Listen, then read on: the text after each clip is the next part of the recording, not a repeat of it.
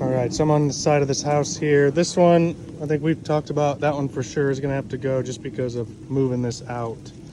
But he explained a couple things to me. First is because of this sand, the Caterpillar, when they pull up here, they're not gonna be able to do as many pivots as I've seen before.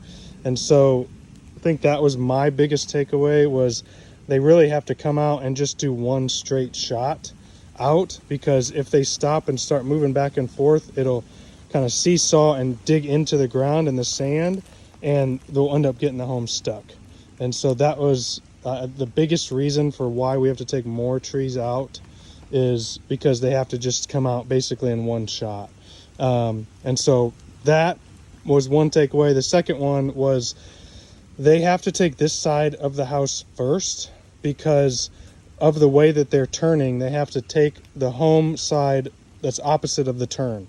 So what that means is they can't take this one first, because if they take this one first, the back corner will dig into that other side of the house over there. So because they're going to be turning and going this way, they have to take this one first, and so that when they turn it, the end will move away from the house. And so that is why there's more trees over here that have to be taken down. So he's saying for sure this one, and this one. So these three will need to be taken regardless of whichever, and this one, regardless of whichever direction we go.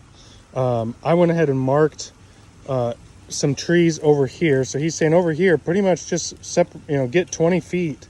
I marked the end trees over here and over here, and then just any of the little trees in between.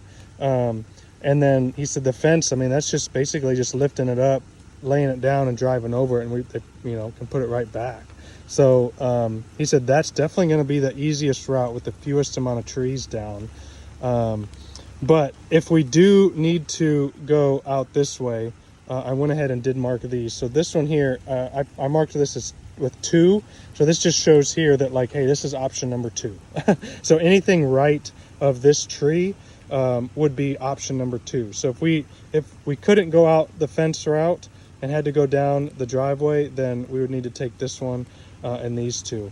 And I as you'll see, I did put markers on the trees going out, but most of them actually lined up. And again, the main reason is because they have to account for the big turn, and they can't pivot by any trees.